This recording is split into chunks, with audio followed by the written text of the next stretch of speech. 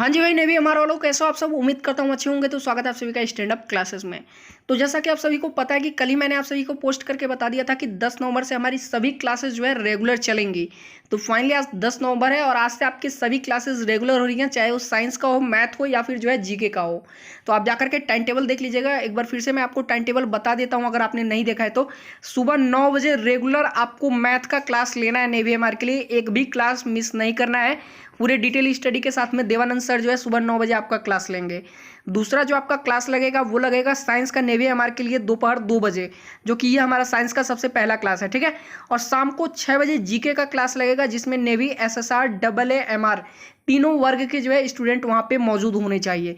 तो time table आप note कर लीजिएगा टाइम टू टाइम। देखिए मैं आपसे प्रॉमिस कर रहा हूँ, वादा कर रहा हूँ कि अगर आपने इन क्लासेस को रेगुलर देख लिया अंत तक तो डेफिनेटली आपका जो नेवी एमआर का एग्जाम है ना, वो आप पूरा धुआं धुआं कर देने वाले हैं। तो फाइनली चलिए, ये जो है हमारे साइंस का सबसे पहला क्लास है।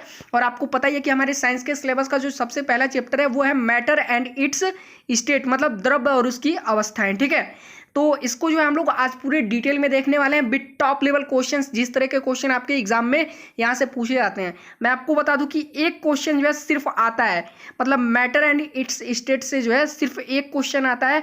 और इस चैप्टर से आपका एक क्वेश्चन जो है 1 नंबर कवर हो जाने वाला है। चलिए शुरू करते हैं, क्लास की तरफ बढ़ते हैं। हाँ जी भाई, तो अब क्लास शुरू होने से पहले एक चीज़ मैं आपको और कंफर्म कर दूं। मुझे पता है कि आप में से सभी लोग सबसे पहले जो है सवाल करेंगे कि सर वैकेंसी का क्या हुआ, वैकेंसी कब आएगा। देखिए वैकेंसी अभी आए या कल आए या 2 दिन बाद आए या 1 महीने बाद आए, लेकिन मैं बस इतना जानता हूं कि आपको जो है फरवरी में एग्ज़ाम देना है नेवी एमआर का।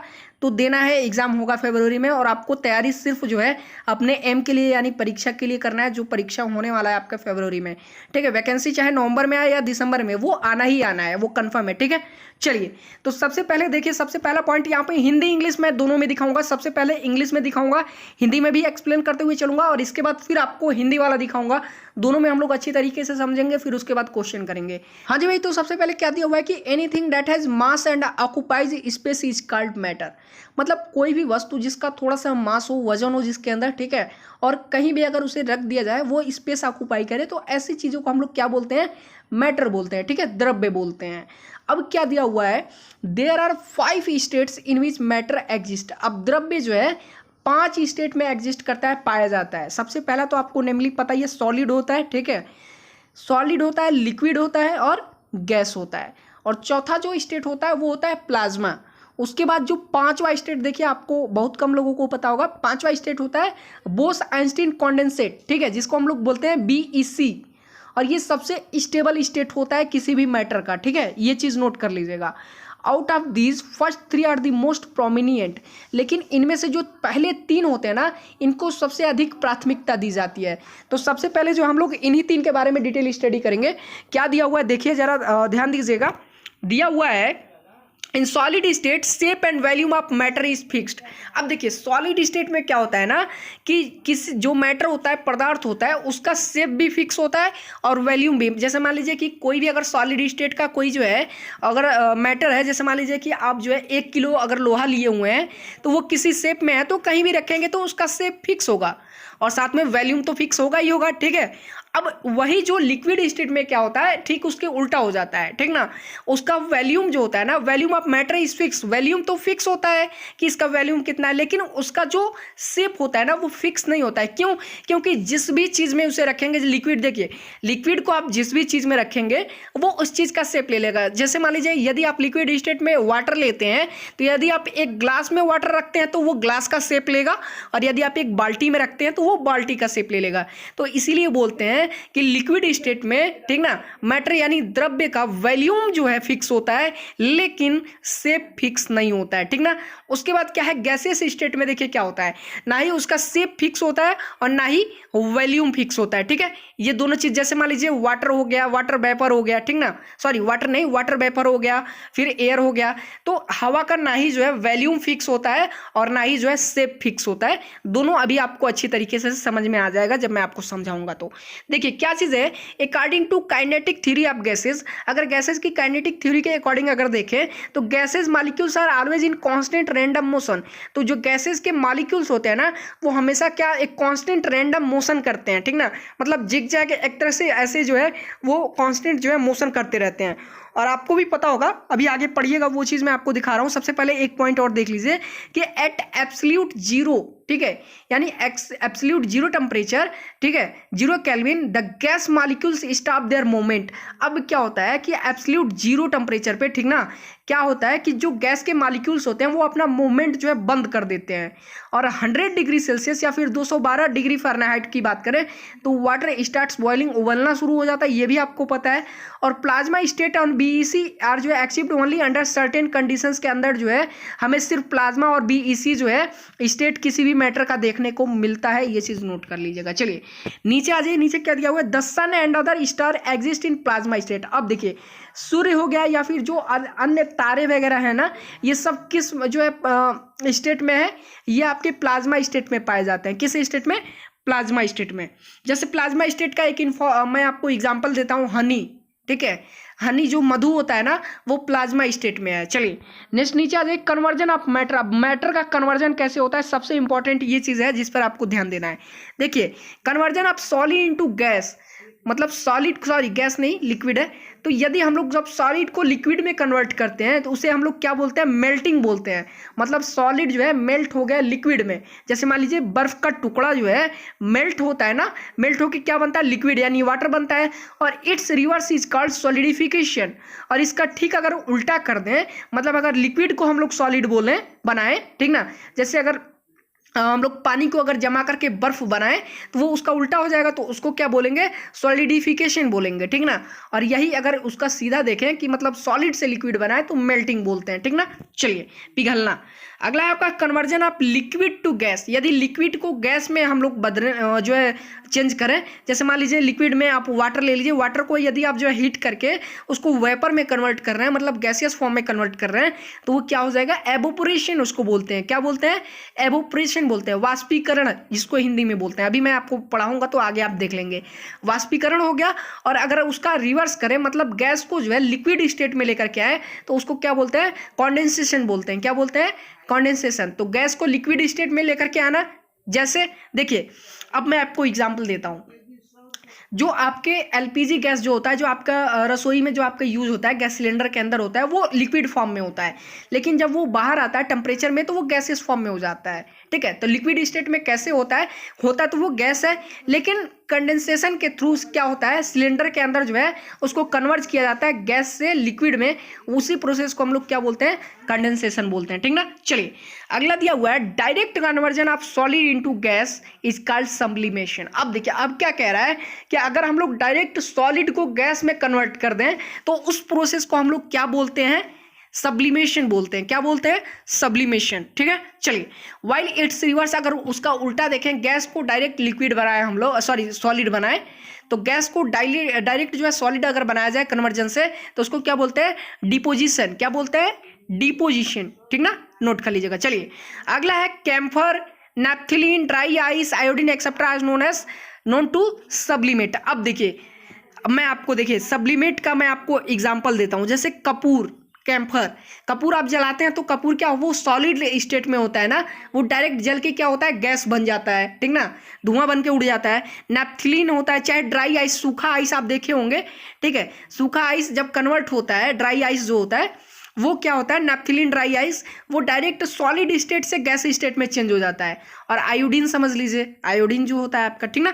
तो यही सारी चीज़ें हैं, और नोन टू सब्लिमेट, ये सब्लिमेट वाले जो है फॉर्म के रूप में जाने जाते हैं। चलिए नीचे आ जाइए, अगला क्या दिया हुआ है, iodine is separated from sand by sublimation. अब देखिए क्या होता है, बालू में से जो है सेंड में से आयोडीन निकाला जाता है, किस प्रोसेस के थ्रू, सब्लिमेशन के थ्रू, ठीक ना, नोट कर लीजिएगा। चलिए अब क्या है, distillation is use for distillation of sea water. अब डेस्टिलेशन यूज किया जाता है, डेस्टिलेशन प्रोसेस, ठीक है। डेस्टिलेशन मतलब क्या होता है, शुद्धिकरण जो है, डेस्टिलेशन किया जाता है, use for distillation of sea water जो है, मतलब कि डेस्टिलेशन प्रोसेस के थ्रू जो है, समुद्र जो आपको पता होगा, समुद्र का पानी जो होता है वो खारा होता है, मतलब नमक होता है, तो डेस्टिलेशन के प्रोसेस से जो है क्या होता है, पानी में से नमक अलग किया जाता है, ठीक ना। चलिए क्लासिफिकेशन ऑफ मैटर देख लीजिए, ये चीज़ आपको समझना थोड़ा जरूरी है। क्लासिफिकेशन ऑफ मैटर कैसे होता है, on the basis of chemical composition की बात करें तो मैटर ऐसे क्लासिफाइड होता है। मैटर देखिए, एक प्योर सब्सटेंस होता है और मिक्सचर होता है मैटर, ठीक ना। प्योर सब्सटेंस की बात करें तो कौन कौन से जो है ये बटा होता है एलिमेंट में, कौन कौन से होते हैं, मेटल्स, नॉन मेटल्स और मेटलॉइड्स, ठीक है। और जो है देखिए, अब प्योर सब्सटेंस एलिमेंट्स भी हो सकता है और कंपाउंड भी हो सकता है। अगर कंपाउंड होगा तो ऑर्गेनिक कंपाउंड होगा और इनऑर्गेनिक कंपाउंड, ठीक है। कंपाउंड कितने प्रकार के होते हैं, इनऑर्गेनिक और ऑर्गेनिक कंपाउंड, ठीक है। चलिए नीचे आ जाइए, मिक्सचर। अब मैटर का दूसरा रूप जो होता है वो होता है मिक्सचर। मिक्सचर देखिए क्या होता है ना, मिक्सचर दो अलग अलग जो है, अगर हम लोग दो अलग अलग जो है सब्सटेंसेस को एक करें, मिलाएं, तो मिला करके कोई एक पदार्थ बनता है तो वो होता है मिक्सचर। तो मिक्सचर होमोजीनस भी हो सकता है और हेट्रोजीनस भी हो सकता है, ठीक है। ये चीज़ नोट कर लीजिएगा। तो फाइनली ये जो हमारा मैटर वाला चैप्टर है इंग्लिश में यहीं समाप्त कर लेते हैं। अब इसे थोड़ा हम लोग हिंदी में समझने की कोशिश करते हैं, जो हिंदी मीडियम वाले हैं थोड़ा वो डिटेल में समझ लेते हैं। फिर उसके बाद मैं आपको बताऊंगा, देखिए आपके एग्जाम में क्वेश्चन किस लेवल के आते हैं। डायरेक्ट ऐसे नहीं पूछ देगा कि सॉलिडिफिकेशन क्या होता है, ठीक है, एवोपरेशन क्या होता है, ये प्रोसेस चाहे लिक्विड टू सॉलिड स्टेट में कन्वर्जन ये क्या होता है, ऐसे नहीं पूछता है। क्वेश्चन प्रैक्टिकली क्वेश्चन इस चैप्टर से आते हैं। प्रैक्टिकल बेस्ड एक क्वेश्चन आता है, अभी मैं क्वेश्चन आपको दिखाऊंगा तो आप समझ जाएंगे किस तरह का जो है प्रैक्टिकल बेस्ड क्वेश्चन आता है आपके एग्जाम में। चलिए आ जाइए, थोड़ा नीचे देख लेते हैं हिंदी वाला सेक्शन। द्रव्य और उसकी अवस्थाओं में क्या है, देखिए क्या दिया हुआ है, द्रव्य तीन अवस्थाओं में पाया जाता है, ठोस, द्रव्य और गैस, ठीक है। पानी ऐसा द्रव्य है जो प्रकृति में तीनों अवस्थाओं में पाया जाता है। पानी देखिए क्या होता है, पानी को आप वेपर भी बना सकते हैं, ठीक ना। सॉलिड अगर बनाएंगे तो आइस बन जाएगा और लिक्विड तो है ही। तो नोट कर लीजिएगा, पानी एक ऐसा द्रव्य है, लिक्विड है, जो तीनों अवस्थाओं में पाया जाता है, ठीक ना। नीचे आ जाए, क्या दिया, प्रत्येक द्रव्य छोटे छोटे अणुओं से मिलकर के, मॉलिक्यूल से मिलकर के बने होते हैं, जिनके बीच रिक्त स्थान पाया जाता है, ठीक ना। स्थान होता है जिससे अंतरा अणु का स्थान कहते हैं, क्या बोलते हैं, इंटरमॉलिक्यूलर स्पेस बोलते हैं उसे, इंग्लिश में ध्यान दीजिएगा। तो अणुओं के बीच में कोई भी, देखिए मैंने आपको बताया कि कोई भी द्रव्य जो है छोटे छोटे मॉलिक्यूल से मिलकर के बना है और इन मॉलिक्यूल्स के बीच में जो है स्पेस पाया जाता है। अगर सॉलिड की बात करें तो सॉलिड में जो है बहुत नज़दीक नज़दीक ये जो है मॉलिक्यूल्स होते हैं, ऐसे एकदम सटे सटे। लिक्विड में थोड़े दूर हो जाते हैं और गैसियस स्टेट में ज़्यादा दूर हो जाते हैं, ठीक ना। और ये जो स्पेस आप देख रहे हैं इनके बीच में जो है, इन मॉलिक्यूल्स के बीच में जो आप स्पेस देख रहे हैं इनको बोलते हैं अंतरा अणुक स्थान, मतलब कि इंटरमॉलिक्यूलर स्पेस बोलते हैं, ठीक ना। चलिए, जो कि ठोसों में सबसे कम तथा गैस में सबसे अधिक पाए जाते हैं। देखिए मैंने आपको बताया ना, तो ये जो इंटरमॉलिक्यूलर स्पेस होते हैं, क्योंकि जो इनके मॉलिक्यूल्स होंगे जब पास पास होंगे तो ये स्पेस कम होगा, और जैसे जैसे जो है मॉलिक्यूल्स दूर होते जाएंगे तो ये इंटरमॉलिक्यूलर स्पेस जो है दूर होता जाएगा। और इसी के कारण अब देखिए क्या होता है ना कि मजबूती हम बात कर लेते हैं, तो इसी के कारण इंटरमॉलिक्यूलर स्पेस जितना स्ट्रांग रहेगा, ठीक ना, उतना स्ट्रांग वो मैटर होगा, वो द्रव्य होगा। तो इसीलिए जो आपके सॉलिड होता है वो सबसे स्ट्रांग होता है, उससे फिर थोड़ा सा जो है स्ट्रांग होता है लिक्विड, और सबसे कमजोर होता है गैसियस स्टेट, ठीक है।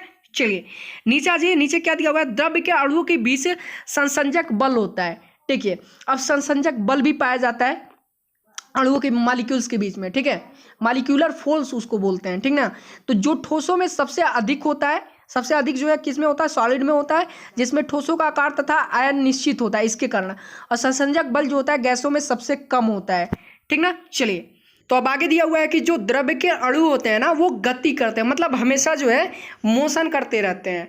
जितना स्पेस उनमें होता है, इंटरमॉलिक्यूलर स्पेस जो होता है ना, उसी स्पेस के बीच में वो जो क्या होते हैं, मोशन करते रहते हैं, जिगजैग मोशन करते रहते हैं, गति करते रहते हैं, जिसमें उनमें गतिज ऊर्जा उत्पन्न होती है, ठीक है। किस तरह की ऊर्जा उत्पन्न होती है, गतिज ऊर्जा, ठीक है। और गतिज ऊर्जा गैस के अणुओं में सबसे अधिक होता है, क्योंकि उनमें इंटरमॉलिक्यूलर स्पेस ज़्यादा होता है, जिसके कारण वो जिगजैग मोशन सबसे ज़्यादा कर पाते हैं। इसी के कारण ये गतिज ऊर्जा जो है जो गैस के अणुओं में सबसे अधिक पाई जाती है, वह ठोस में सबसे कम होती है, क्योंकि उनके जो है मॉलिक्यूल्स के बीच में स्पेस कम होता है, इसलिए वो ज़्यादा मोशन नहीं कर पाते हैं, ठीक ना।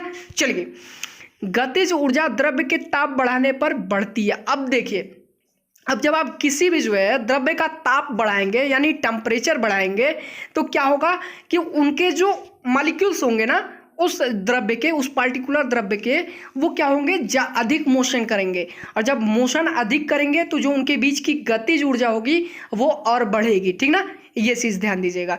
तो सीधा सीधा पॉइंट देख लीजिएगा, गतिज ऊर्जा द्रव्य के ताप बढ़ाने पर बढ़ती है, ठीक ना। तो किसी भी जो है द्रव्य की, चाहे वो सॉलिड स्टेट हो, लिक्विड स्टेट हो या फिर गैसियस स्टेट हो, अगर उनकी आप गतिज ऊर्जा बढ़ाएंगे तो क्या होगा, सॉरी ताप बढ़ाएंगे तो क्या होगा, उनकी गतिज ऊर्जा जो है अपने आप बढ़ जाएगी, काइनेटिक एनर्जी अपने आप जो है बढ़ जाएगी। चलिए अब देख लीजिए, अब क्या है गलांक, ठीक ना। गलांक क्या होता है, यह निश्चित ताप है जिस पर कोई ठोस पूर्ण रूप से द्रव्य में बदल जाता है। गलांक मतलब होता है मेल्टिंग पॉइंट। तो कोई एक निश्चित ताप यानी टेम्परेचर जिस पे जो है कोई ठोस वस्तु द्रव्य बन जाए, उसको हम लोग क्या बोलते हैं, उस वस्तु की मेल्टिंग पॉइंट बोलते हैं, ठीक ना। ये चीज नोट कर लीजिएगा। चलिए उसके बाद उस ठोस का गलांक कहलाता है। देखिए उस मतलब कि जो है उस वस्तु का, उस ठोस वस्तु का जो है गलांक कहलाता है, मेल्टिंग पॉइंट कहलाता है। गलांक ठोस में अशुद्धि मिलने पर कम हो जाता है। अब देखिए क्या होता है कि अगर मान लीजिए किसी वस्तु में अगर अशुद्धि मिलती है तो गलांक उसके हिसाब से जो है कम होता जाता है, मेल्टिंग पॉइंट कम होता जाता है। अब देखिए अब हिमांक क्या होता है, फ्रीजिंग पॉइंट इसको बोलते हैं, ठीक ना। कि मतलब वह निश्चित ताप जिस पर कोई द्रव्य जमना प्रारंभ हो जाता है, मतलब फ्रीज हो जाना, ठीक है। जमना मतलब जैसे मान लीजिए द्रव्य क्या होगा, सॉलिड स्टेट में जब जाता है तो उसको हम क्या बोलते हैं, वो हिमांक होता है, ठीक ना। क्या होता है, हिमांक होता है, उसी को बोलते हैं फ्रीजिंग पॉइंट। मतलब कोई जब लिक्विड जो है सॉलिड स्टेट में कन्वर्ट होता है तो उसको बोलते हैं, उसका जो है हिमांक यानी फ्रीजिंग पॉइंट। किसी द्रव्य का हिमांक व गलांक एक ही ताप होता है। गलांक देख लीजिए, मेल्टिंग पॉइंट बोलिए या फिर फ्रीजिंग पॉइंट बोलिए, तो किसी भी द्रव्य का हिमांक व गलांक एक ही ताप होता है, सेम जो है सेम टेम्परेचर होता है। जैसे बर्फ का गलांक व जल का हिमांक, ठीक ना।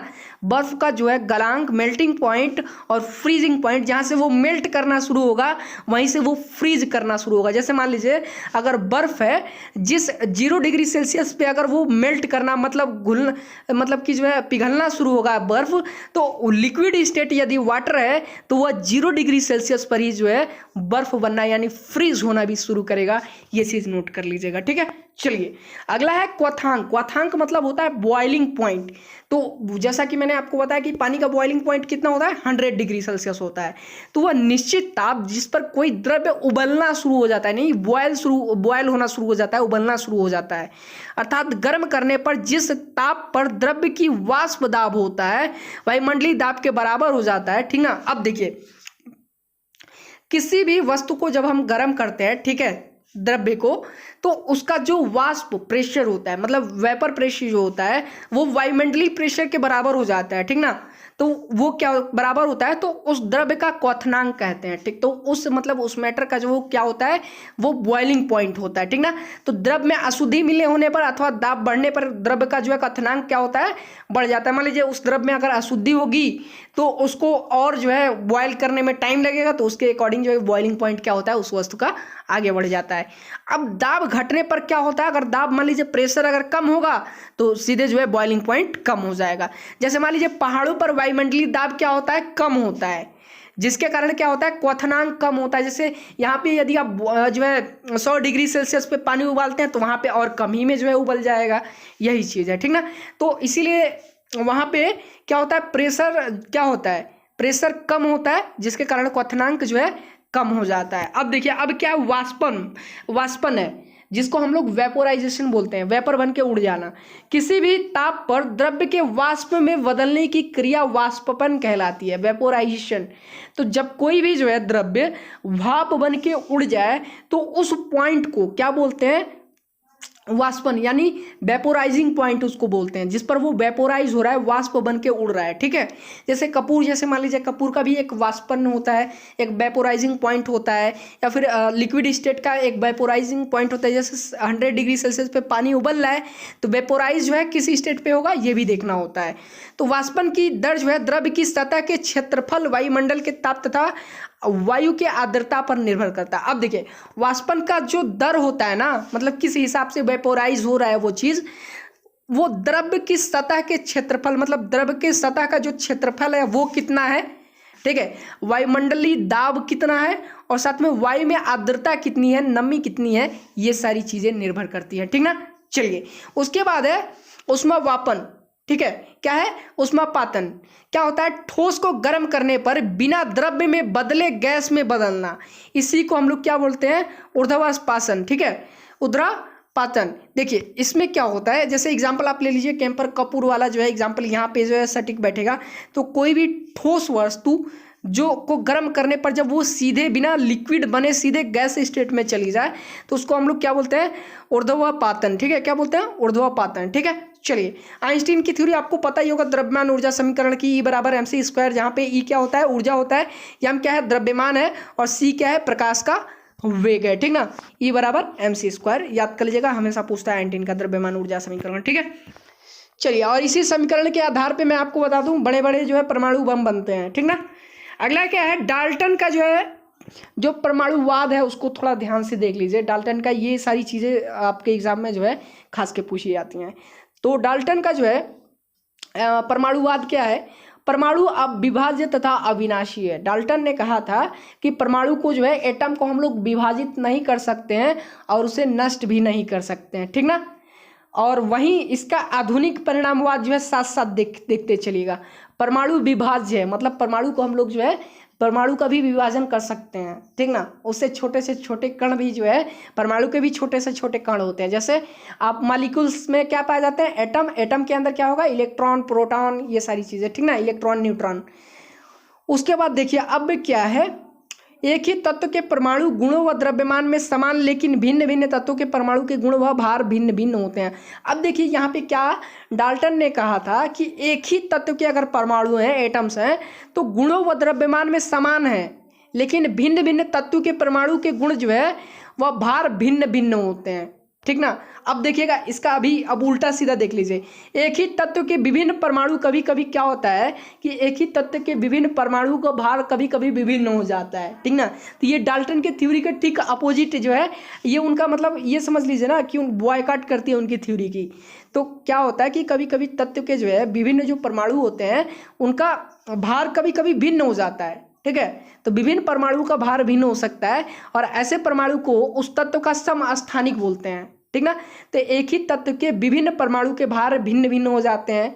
और इन्होंने क्या कहा था कि कभी भी जो है किसी तत्व का परमाणु जो है, जो परमाणु गुण होता है ना, वो द्रव्यमान एक समान होता है, कभी भिन्न नहीं हो सकता है, लेकिन भिन्न भिन्न तत्वों के परमाणु गुण व भार जो है भिन्न भिन्न होते हैं। ठीक ना, तो ये सारी चीज़ें देखने लायक हैं।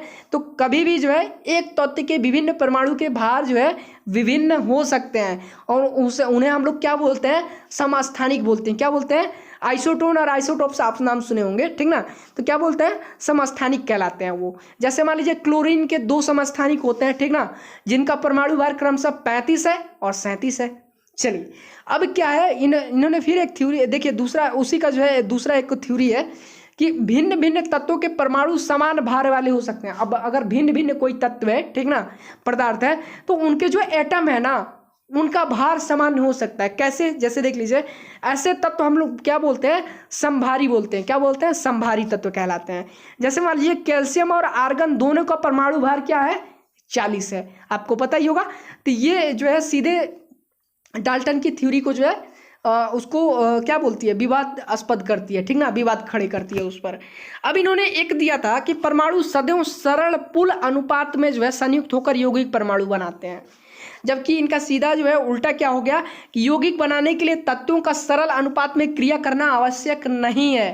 ठीक ना, कि मतलब सरल अनुपात में, मतलब अनुपात मतलब समझ ना, रेशियो में। ठीक है, तो सरल अनुपात में क्रिया करना आवश्यक नहीं है, यौगिक परमाणु को अणु कहा जाता है। और इन्होंने क्या कहा था, संयुक्त होकर, ये देखिए इन्होंने कहा था कि जो सरल पुल अनुपात में संयुक्त होकर यौगिक परमाणु बनाते हैं, जबकि यौगिक परमाणु को ही अणु हम लोग मॉलिक्यूल्स कहते हैं। ठीक ना, चलिए तो फाइनली यहाँ पे जो हमारा ये चैप्टर है ये खत्म होता है। अब इसके बाद जो है हम लोग क्या देखेंगे, कुछ क्वेश्चन देख लेते हैं इस चैप्टर से रिलेटेड जो हमारे लिए महत्वपूर्ण हो सकते हैं। चलिए देखना शुरू करते हैं। हाँ तो वही देखिए, मैंने आप सभी से कहा था कि आपके इस चैप्टर से, ठीक ना, यानी मैटर एंड इट्स जो है स्टेट से जो है एक ही क्वेश्चन आता है और वो प्रैक्टिकल बेस्ड क्वेश्चन आता है, मतलब थोड़ा सोचना पड़ता है उन क्वेश्चंस को लेकर के। क्वेश्चन देखिए, क्वेश्चन इसी प्रकार के होंगे। देखिए क्वेश्चन क्या है, when a gas jar full of air is placed upside down on a glass jar full of bromine vapours. कह रहा है कि एक जो है गैस, एक जार है जिसमें गैस भरा हुआ है, ठीक ना, पूरा एकदम गैस से भरा हुआ है, उसको क्या अपसाइड डाउन, मतलब उसका जो मुंह होता है ना बॉटल का, गैस जार का जो वो जार का जो मुंह है वो किसी दूसरे जार के ऊपर रखा जाता है, ठीक ना। जो उस जार में देखिए क्या रखा हुआ है, ब्रोमीन के वेपर, ठीक ना, वाष्प भरे हुए हैं। तो कह रहा है कि the red brown vapour of bromine, अब ब्रोमीन के रेड ब्राउन जो वेपर हैं वो फ्रॉम दी लोअर जार, नीचे वाले जार से वो ऊपर की तरफ उठते हुए दिखाई देते हैं, यानी दूसरे वाले जार में, जार कंटेनिंग एयर, जो दूसरा जार है जिसमें हवा है वो उसमें ऊपर की तरफ उठते हुए दिखाई देते हैं, दूसरे वाले जार में ऊपर की तरफ जाते हैं। तो ऐसा क्यों होता है इस एक्सपेरिमेंट में? देखिए ऑप्शन नंबर ए है air is heavier than bromine, क्योंकि हवा जो है ना वो ब्रोमीन से भारी है, भारी होती है इसलिए। दूसरा है both air and bromine have the same density, दोनों हवा और ब्रोमीन का सेम डेंसिटी होता है। तीसरा ऑप्शन है bromine is heavier than air, हवा से भारी होता है ब्रोमीन, ठीक है। और चौथा ऑप्शन है bromine can't be heavier than air because it is going upward against gravity. और जो आपका चौथा ऑप्शन है, ठीक है, वो ये है कि ब्रोमीन जो है हैवियर हो ही नहीं सकता है क्योंकि वो ग्रेविटी के अगेंस्ट जा रहा है, क्योंकि वो ऊपर की तरफ उठ रहा है।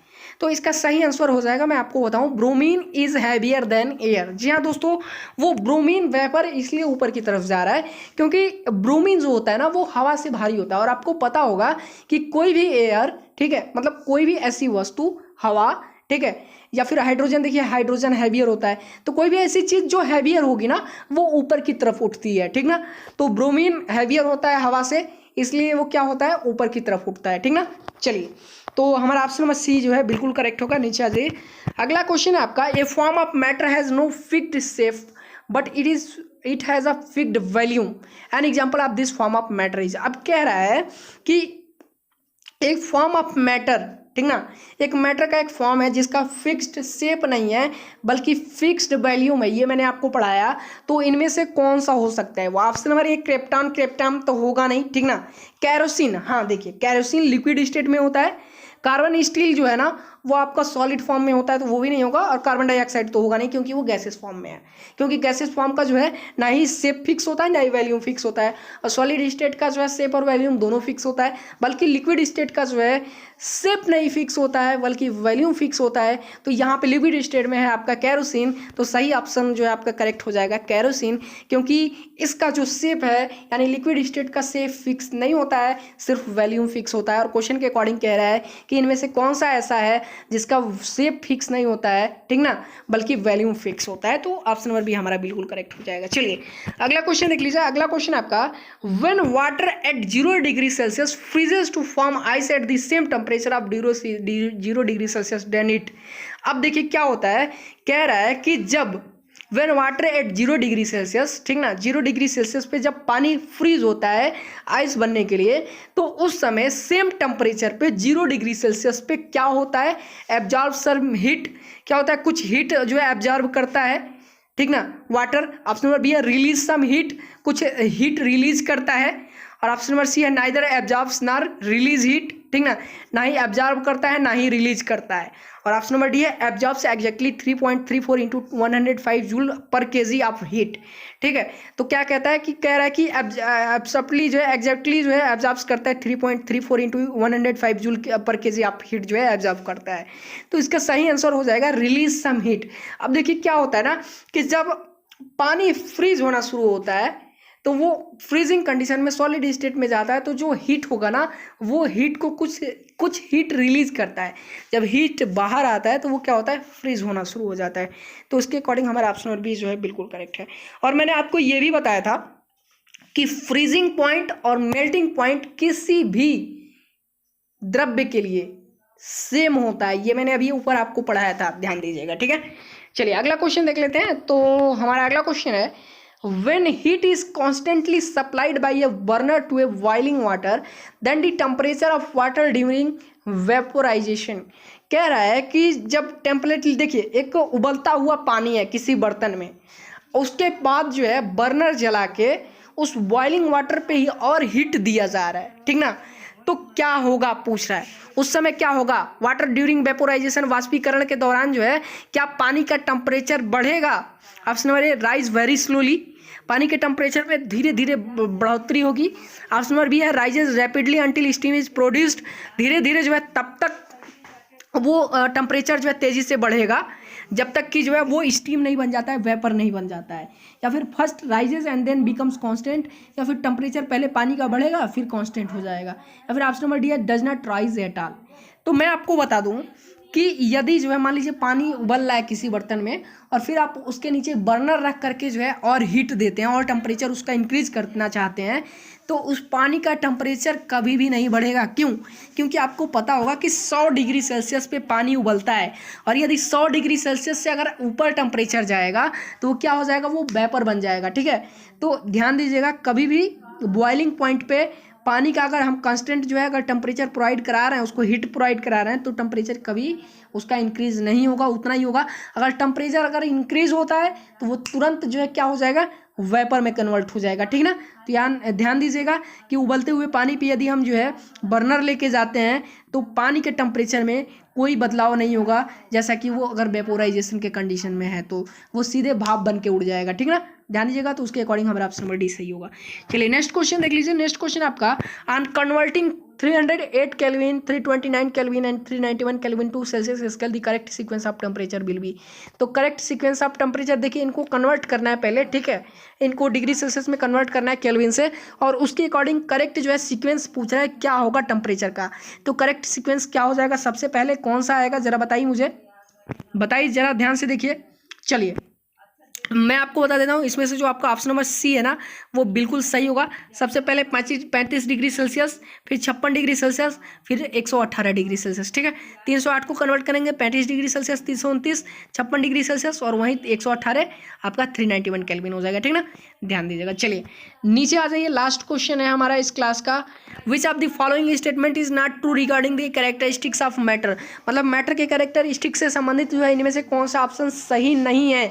ऑप्शन नंबर ए है particles of matter are randomly moving in the all directions. तो ये तो बिल्कुल सही है, क्योंकि जो किसी भी मैटर के जो पार्टिकल्स होते हैं वो रैंडमली जो है क्या होते हैं, मूविंग करते रहते हैं, मतलब कि जो है गति करते रहते हैं सभी डायरेक्शन में। अगला, kinetic energy of the particles increase with raise of temperature, with rise of temperature. अब क्या होता है, कह रहा है कि किसी भी जो है पार्टिकल का जो काइनेटिक एनर्जी है ना, जब टेम्परेचर बढ़ाया जाता है तो काइनेटिक एनर्जी बढ़ती है। तो ये तो बिल्कुल सही है। ठीक ना, ऑप्शन नंबर सी है kinetic energy of the particles of all matter remain the same at a particular temperature. ऐसा बिल्कुल नहीं है, मैंने आप सभी से कहा था कि कोई भी मैटर हो, चाहे वो सॉलिड हो, लिक्विड हो, स्टेट हो, यदि आप टेम्परेचर बढ़ाते हैं तो कभी भी काइनेटिक एनर्जी सेम नहीं रहेगी। सभी जो है पदार्थों की काइनेटिक एनर्जी बढ़ेगी, मैंने आपको बताया था। तो क्या दे रहा है कि यहाँ पे काइनेटिक एनर्जी सभी पार्टिकल्स की सेम रहेगी अगर जो है एक पार्टिकुलर टेम्परेचर पे। ऐसा नहीं है किसी पार्टिकुलर टेम्परेचर का किसी जो है दूसरे मान लीजिए स्टेट का, सॉलिड स्टेट का कुछ और हो सकता है, लिक्विड स्टेट का टेम्परेचर वो क्या बोलते हैं काइनेटिक एनर्जी कुछ और हो सकता है उस पार्टिकुलर टेम्परेचर पे, और गैसियस स्टेट का जो है कुछ और हो सकता है। तो उसके अकॉर्डिंग जो है ये गलत है। ठीक ना, क्योंकि पार्टिकुलर टेम्परेचर पे तीनों स्टेट का काइनेटिक एनर्जी कभी सेम नहीं होगा, किसी का ज़्यादा होगा, किसी का कम होगा, किसी का बहुत ज़्यादा होगा। ठीक ना, चलिए तो उसके अकॉर्डिंग ऑप्शन नंबर डी भी है, वो भी देख लीजिए। Particles of matter diffuse in each other on their own. तो सही बात है भाई, डिफ्यूज करते हैं जो है मैटर के जो पार्टिकल्स होते हैं डिफ्यूज करके, डिफ्यूजन जो है डिफ्यूजन के प्रोसेस को जो है क्या करते हैं, मतलब उस पर डिफ्यूजन के प्रोसेस को ये कारगर करते हैं। ठीक ना, ये चीज़ ध्यान दीजिएगा। तो फाइनली आज की क्लास में बस इतना ही। उम्मीद करता हूँ ये पूरे लगभग 40 मिनट का लगभग क्लास जाएगा, 30 या 40 मिनट का क्लास होगा। ये पूरा क्लास यदि आप देख लेते हैं जो कुछ भी मैंने आप सभी को पढ़ाया, तो आपका पूरा ये कन्फ्यूज़न दूर हो जाएगा मैटर एंड इट्स स्टेट से संबंधित। ठीक है, तो ऐसे ही बाकी क्लासेस आते रहेंगी। बस आपसे रिक्वेस्ट है कि आप सपोर्ट करते रहिए और क्लासेस देखते रहिए। मैं तुरंत प्लेलिस्ट बनाता हूँ और इन क्लासेस को जोड़ना शुरू कर देता हूँ। चलिए फिर मिलता है नेक्स्ट क्लास में, तब तक के लिए धन्यवाद। वीडियो को लाइक कर दीजिएगा।